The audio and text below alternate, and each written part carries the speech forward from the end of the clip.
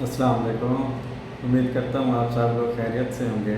आज का जो टॉपिक हमने डिस्कस करना है वो मोस्टली माइक्रोबायोलॉजिस्ट से पूछा जाता है इंटरव्यू के दौरान भी, कि जब आप इन्वायरमेंटल मॉनिटरिंग परफॉर्म करते हैं, स्टीराइड सेक्शन है या नॉन स्टीराइड सेक्शन है, बाई सैटल प्लेट मेथड, तो आप कैसे आइडेंटिफाई करते हैं, कैसे ट्रेस आउट करते हैं कि कहाँ कहाँ पे आपने प्लेट्स को एक्सपोज करना है, मीन्स के राइट लोकेशंस क्या हैं फॉर सैटल प्लेट टेस्टिंग। तो वो आज हम डिस्कस करने जा रहे हैं। जो फर्स्ट पॉइंट है वो है हाई ट्रैफिक एरियाज, जिसके अंदर आपके एंट्री पॉइंट्स आ जाते हैं, गाउनिंग एरियाज आ जाते हैं और work stations. Entry points means वो पॉइंट जिसके ज़रिए आप इंटर हो रहे हैं, ठीक है, वो आपकी एक सैम्पलिंग लोकेशन बन सकती है।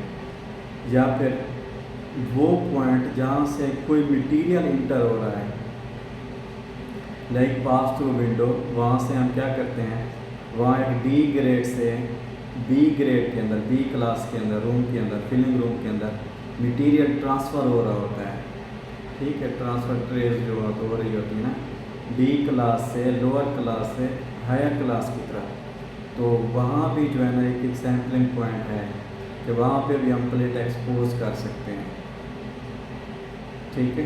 तो ये पहला पॉइंट ये था कि जहाँ पे पर्सनल मूवमेंट ज़्यादा है या हाई ट्रैफिक एरियाज़ हैं, तो वहाँ पे हम क्या कर सकते हैं, ये हमारी एक राइट लोकेशन है प्लेट को प्लेस करने की। जो दूसरा पॉइंट है वो है क्रिटिकल जोन्स, कि जितने भी फिलिंग के अंदर लाफ मौजूद हैं, लैमिनार एयर फ्लो, वो आपके क्रिटिकल जोन्स के अंदर आते हैं, मतलब क्लास 5 में लाइक करते हैं वो। तो वहाँ पे जो है ना वो आपका जो लाभ है ना वो आपका एक क्रिटिकल लोकेशन है, वो आपके एक राइट सैम्पलिंग लोकेशन भी है।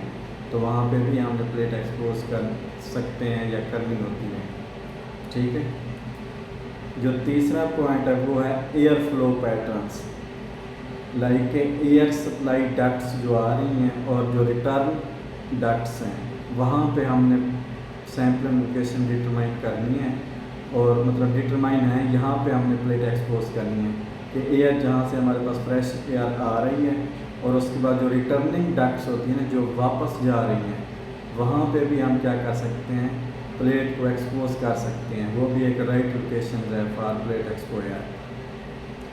उसके बाद जो चौथा पॉइंट है वो है इक्विपमेंट प्लेसमेंट, कि जहाँ पे इक्विपमेंट पड़ा हुआ है उसकी प्लेसमेंट है, लाइक जो सोल्यूशन टैंक्स पड़े होते हैं,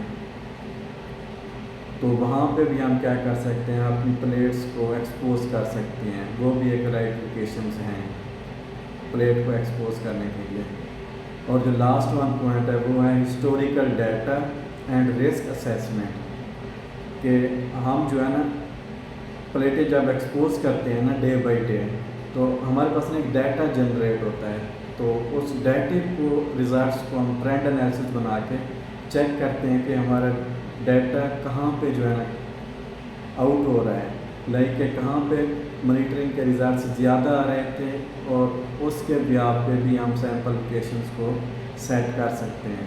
फिर हम रिस्क असेसमेंट भी करते हैं कि कहाँ पे रिस्क ज़्यादा है, जिससे हमारी प्रोडक्ट को डायरेक्टली रिस्क पड़ रहा है या हमारे इन्वायरमेंट को डायरेक्टली रिस्क पड़ रहा है, जहाँ पे ज़्यादा रिस्क है, तो वहाँ पे भी हम क्या कर सकते हैं, प्लेटें जो है एक्सपोज कर सकते हैं। ये थे 5 फैक्टर्स जिसके ज़रिए हम क्या कर सकते हैं कि राइट लोकेशन डिसाइड कर सकते हैं कि एक इस मतलब फिलिंग एरिया के अंदर ये 5 पॉइंट्स कवर हो जाते हैं, जो कि क्या डिटरमाइन करते हैं कि हमारे पास कौन कौन सी लोकेशंस हैं और कहाँ कहाँ पे हमने प्लेटें एक्सपोज करनी है।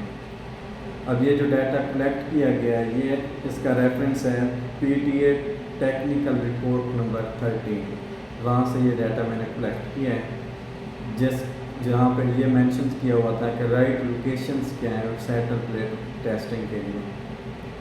होप सो आप लोगों को समझ आ गया होगा। फिर भी अगर आप लोगों के माइंड में कोई भी क्वेश्चन हो तो आप कमेंट सेक्शन के अंदर बिला झिझक पूछ सकते हैं। ओके, अल्लाह हाफ़िज़, टेक केयर।